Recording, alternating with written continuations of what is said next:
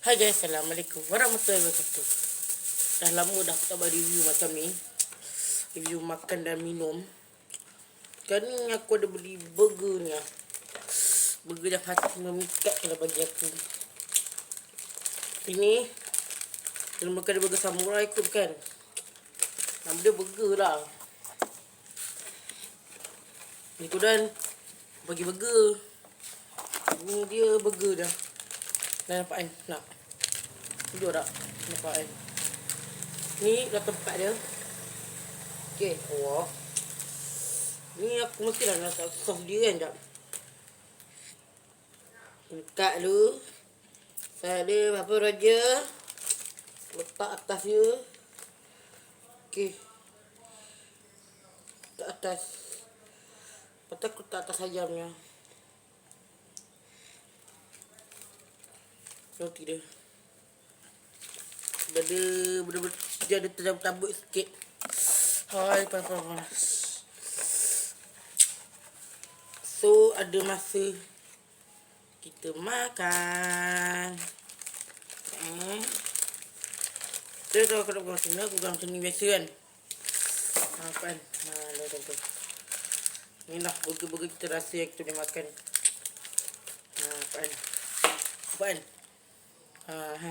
Okay. Mau kita makan.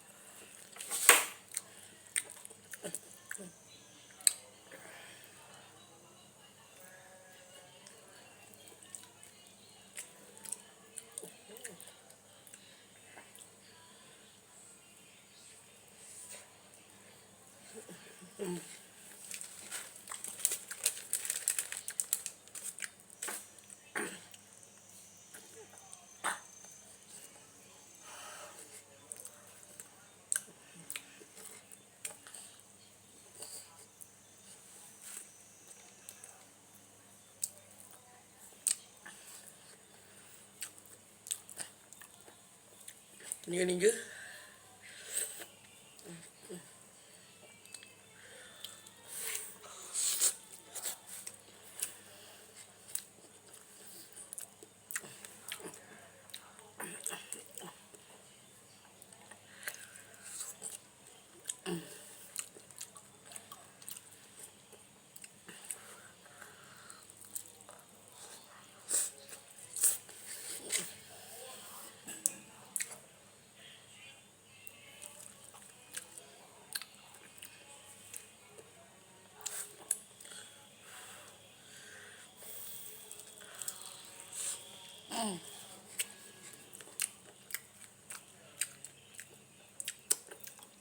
Selamat.